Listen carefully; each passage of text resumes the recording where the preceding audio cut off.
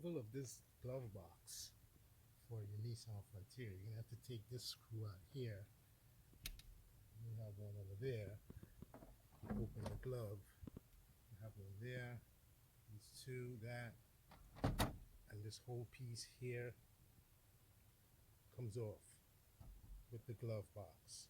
You cannot detach the glove box by itself by releasing the tab from the side, looking for the hinge on the bottom. If you do so, you're going to break the glove box. So you have to take it out from up here, and the two on the bottom, this whole thing comes out. That is what you should be looking at when you remove the glove box. It's complete assembly. So you can't just take the door off. The process of removing the evaporator to install the heater core, these are the hose. Heater core goes over there.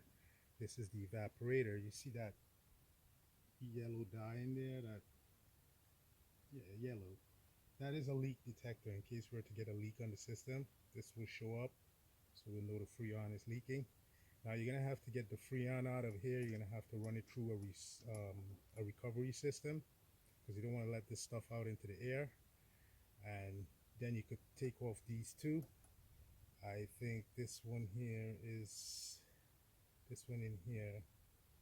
Actually, you need adjustable wrench to remove this. Do not try to vice grip it, because then you're going to change the oval shape, the perfect round circle of the tube, into a situation that will cause a leak between the threads. So you need to make sure you use an adjustable wrench or a combination wrench of the appropriate size.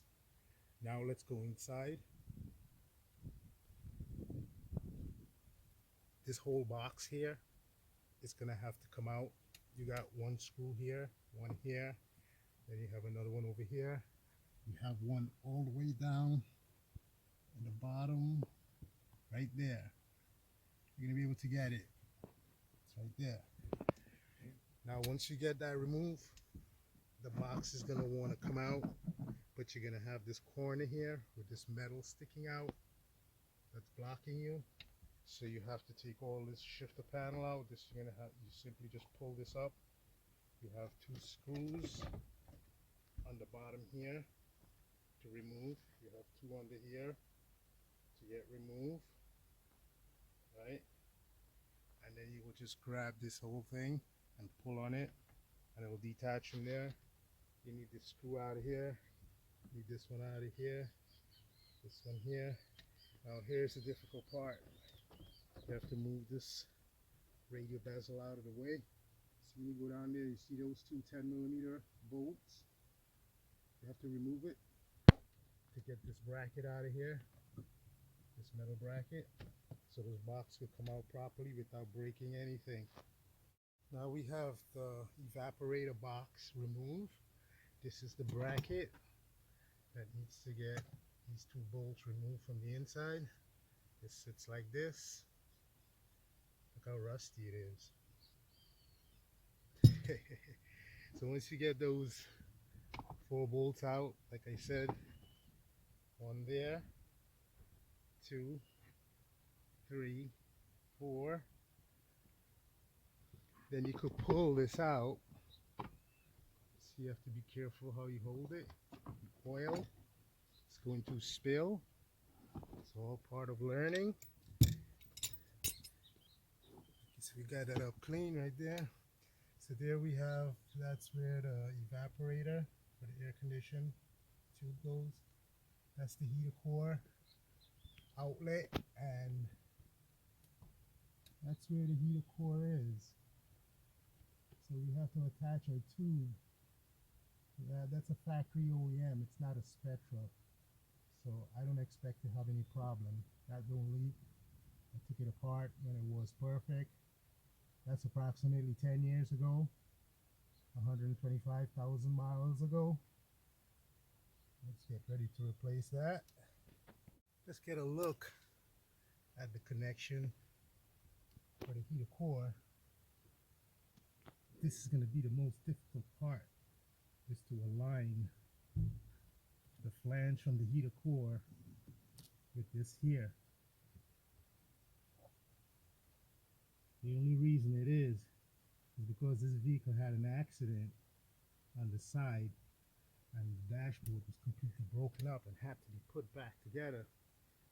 So you will not have the difficulty that we are having right now, but there is some difficulty involved in setting up these two pipes, inlet and outlet, to this heater core flange. Now you have these two rubber seal that has to go between that flange of the plastic and the aluminum. When you do so, it's highly recommend that you coat that seal, the sealer, with this adhesive sealant. In the event it should not seal, your sealer will help assist it in doing so, because this is going to be difficult. Once you place that gasket in there, you see these tabs right here. There's one at the top here and one on the bottom. Well, when you put it in, this is going to lock its place in with the heater core, to letting you know that it's secure and it's straight in alignment for putting the screws in. So that is how you're going to know when that plastic outlet spout is perfectly in position. When you have this little clip right here clipped in to the flange of the aluminum or the heater core. So now we just have to place our screw in there, because we already have that rubber gasket, that O-ring in between for sealing.